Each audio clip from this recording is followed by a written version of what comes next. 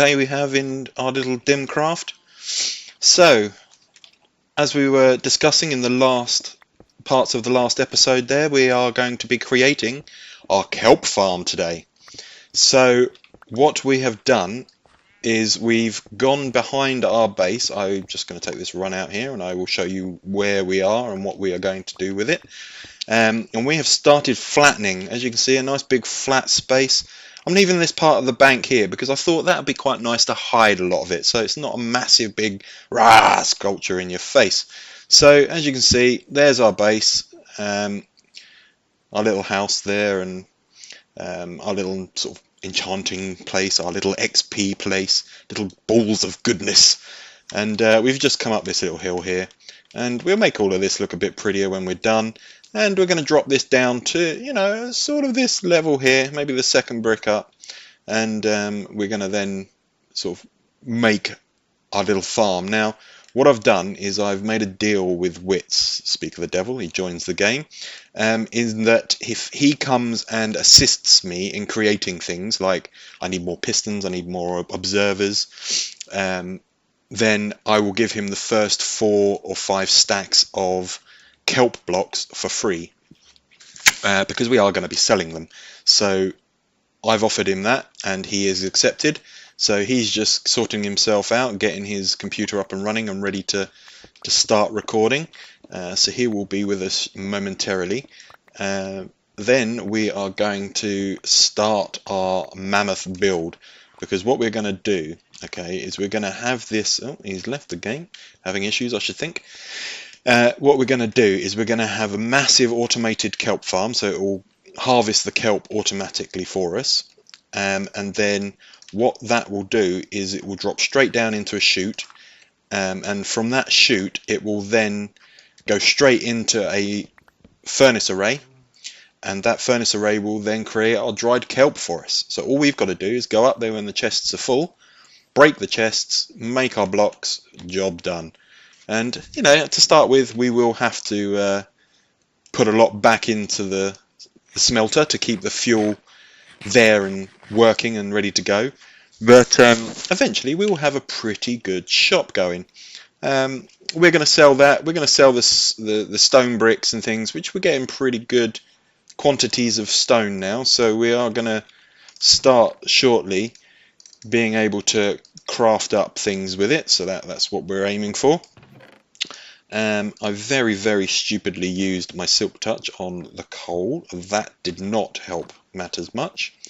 But hey, we don't really need too much of it at the moment, so it's not too bad of a deal. But yeah, we are well on our way to creating what we need there. We don't need that rubbish, don't need that rubbish, and don't need that rubbish. Welcome back, Wits. Nice to see you again. We've got some nether stuff there because we have created our nether portal. Now, thanks to Wits and his incredible knowledge on things and his ability to figure things out, our nether portal came out in his. So he worked out how we needed to move our portal around. And so we now actually have our own very own, I'm telling you, very own portal.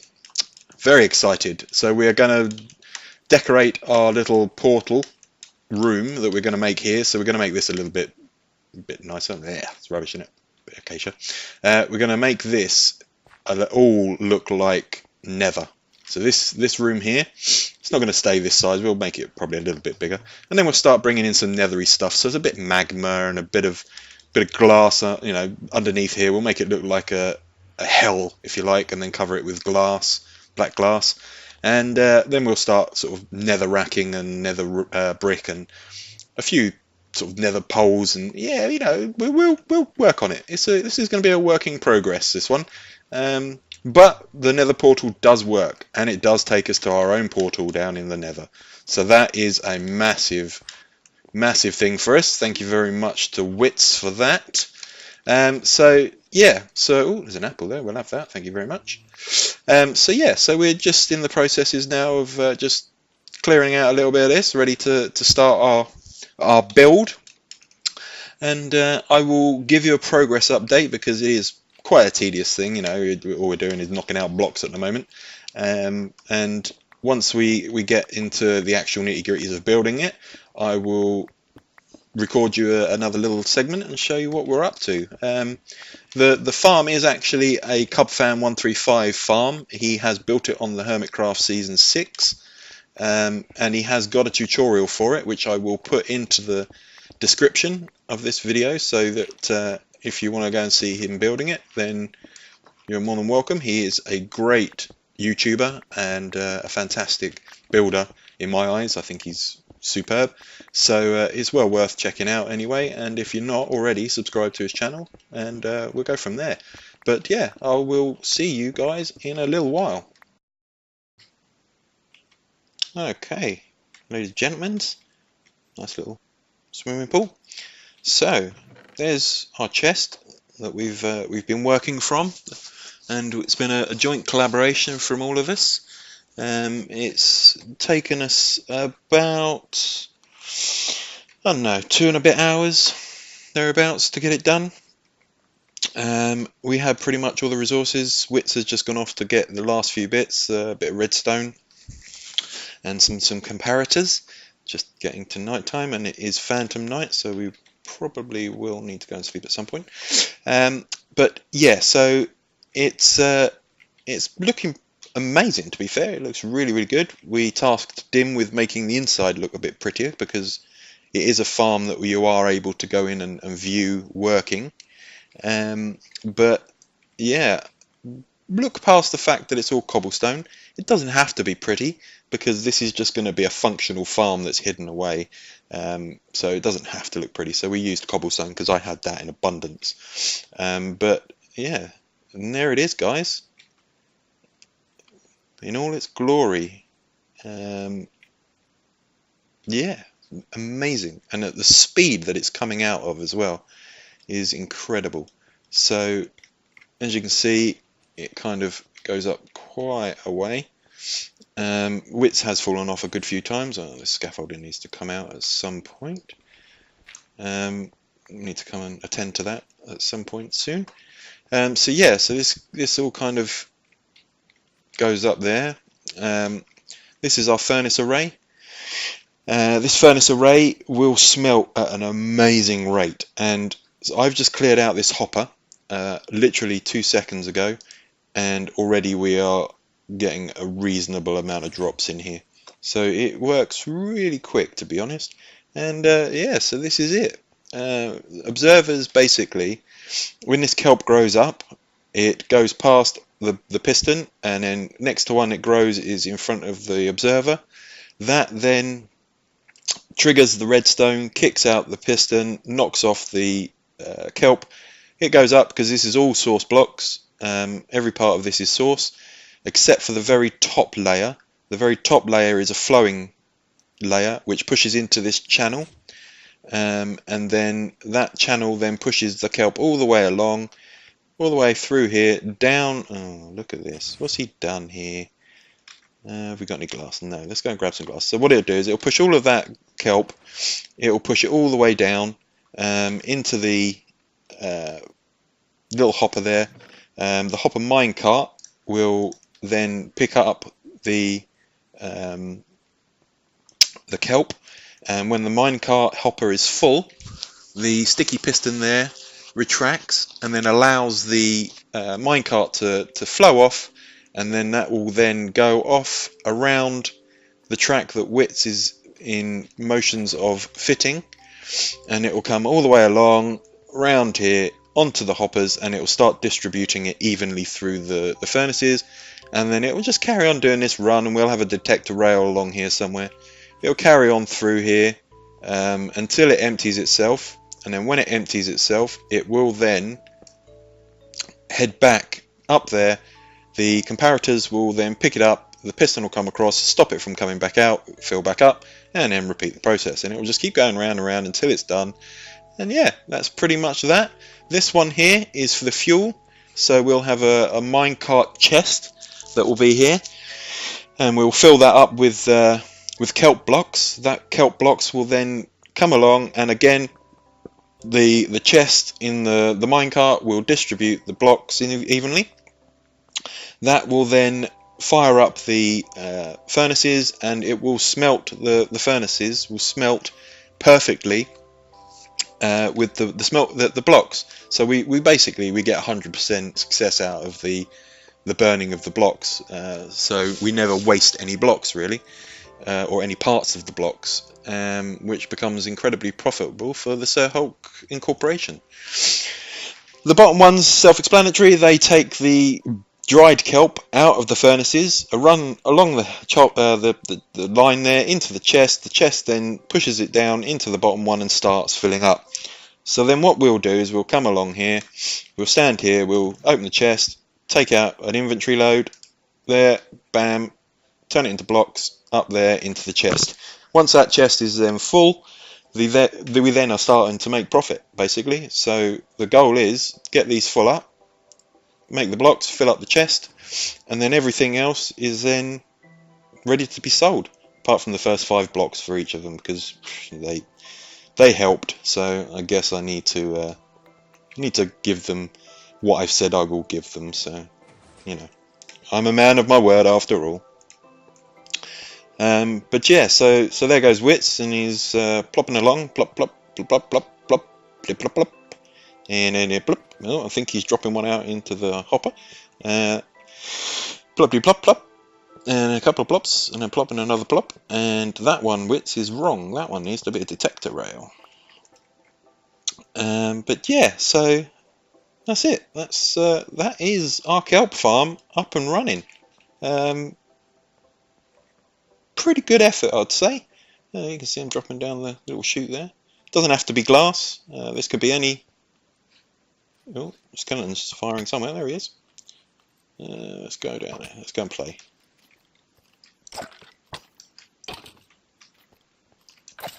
There we go. Bye-bye, Mr. Skeleton.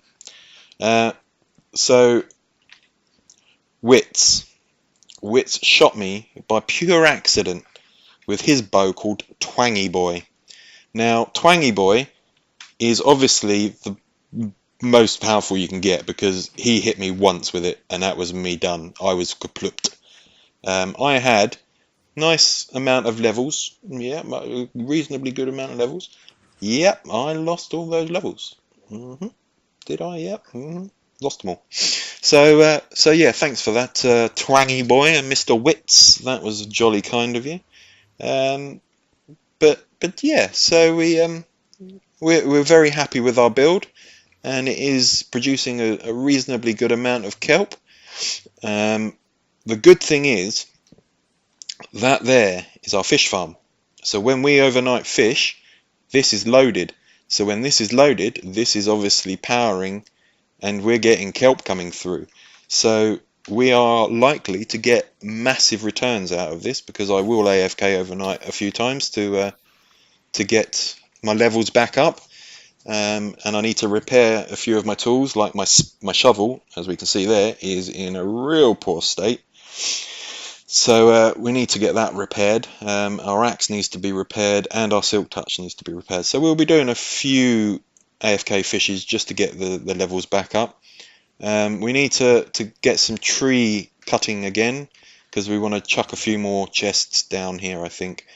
Because when we AFK overnight, this is not going to take at all any time to fill up at all. So we need to get that sorted, I think. But yeah, it's I think it's a really good effort. We're really happy with it. So I will put a link down in the description for Cubfan135's tutorial for how to build this, so you can see him building it. We're not going to tutorial this because it's not our farm, and if I'm honest, it's a let's play. So if you want to see how it's built, go check out Cubfan, subscribe to his channel. He's a top-notch guy. Witters a bit, but hey, don't we all? Yeah, and then we'll go from there. Okay guys, so I just need to do a voiceover. Seems that this part of the video went with no audio, so I just need to do a quick voiceover for it. I'm also missing a video file, and for love nor money can I find it. So we are up at the shopping district, and we are part way through our haberdashery, our little kelp shop, and we will end up selling all sorts of other things, a bit like stone bricks, some food, and pretty much any other little sort of wares that we have that we can sell. But as you can see here, we've kind of stuck in the sort of genre of our home, our base. We've kind of brought the Western look up here. It didn't take me too long. I just decided I threw a couple of stacks of different blocks into my inventory and just come up and started placing them down. There was no sort of plan on which way they were going to go, or what sort of style or look I was going to go with, or even the size, to be honest. I just came up and started laying them down, and I think it came out quite well. I'm quite pleased with the look. We do need to change up a few of the oak logs, the oak planks. Change it up with maybe some birch in there or some spruce, just to make it sort of less of a block than just having one texture. We'll get a few different colours in there and make it look a little bit prettier. So yeah, nice messy inventory there. Now I did make a small mistake. I'm sure the keen eyes of you will notice that there is a netherrack on fire in our fireplaces. Now I thought that would look really cool, and I thought, being that it's encased in stone, it wouldn't catch fire, considering the rest of our build is built out of wood. I did have to rebuild quite a massive amount of the roof. It did catch fire, and it spread pretty quick. So that got changed out to magma, which you will see every time we come along and sort of see the shop and see how we're getting on with that. You will see that that is now actually magma and not live fire, which is a bit of a shame, because that is quite a good look, quite immersive. But you know, what can you do? So yeah, we're just placing up some signs here, thinking about our pricing. This is for our kelp. We are going to start off pretty cheap. There's no need to start ripping everybody off straight away. We've got quite a long process of building up our stock, so we want to earn a little bit out of it, but not go crazy. We're going to have a few different shops, so it's not like we're going to be in desperate need of the diamonds. So yeah, we're just thinking about our pricing here. We are probably going to aim for a diamond for a stack, and I was thinking of maybe putting a picture or something like that up on the wall here. I did try it, but it didn't fit properly. The 3 blocks by 2 blocks just didn't work. It didn't give us the picture in the right place, so I took that away. But like I say, we're going to change it up with different colour wood blocks, so we'll give that a go and see what we like. I decided I was a little bit too expensive on iron there. We will need to review our prices on iron, because I did go a little bit crazy on that. I was in desperate need of iron at the time, so I was thinking, could get more iron, not have to worry about mining too much. But yeah, I think I went a little bit too much on that. So yeah, the other Dimcrafters did point out to me. You will see in Wit's video, where he comes up and has a look at this, that he points out that the iron costs were a tad too high, and that he wouldn't be spending his iron here. That's fine. We've changed that up. You'll see in the next episodes that the prices have changed slightly. Yeah, it was quite a fun build, and yeah, we've kind of done ourselves proud on this. I've kind of made myself proud, really. It was the first time that I've just actually gone at it with a couple of stacks of blocks and produced something really cool. It took a little while to get all the resources together for it, but it did come out quite well, and my daughter was part to play in that with the wood. She did go ham at the forest and got us quite a lot of wood when we were building our house, and that gave us our surplus wood to be able to come and build this. We will keep sort of mining and chopping down trees just to keep our stocks up. Yeah, I think this is going to be the way that we build, our kind of style, our little motive on the server. But it's gone quite well. We're quite happy with it. The other Dimcrafters haven't seen this yet. I think Dim is online, but she's off doing her own thing. But yeah, it was quite fun. I think the floor is pretty good. It gives us a bit of depth. Changing up the blocks, getting a bit of different grey in there. It really makes a difference. And yeah, so here's Dim's. This is her little wee shop, and she's selling some pretty cool things. I should have thought about the fact she was selling wood planks there, but it wasn't something that crossed my mind whilst I was building it. Otherwise that would have saved me a bit of time travelling back and forth. But hey ho.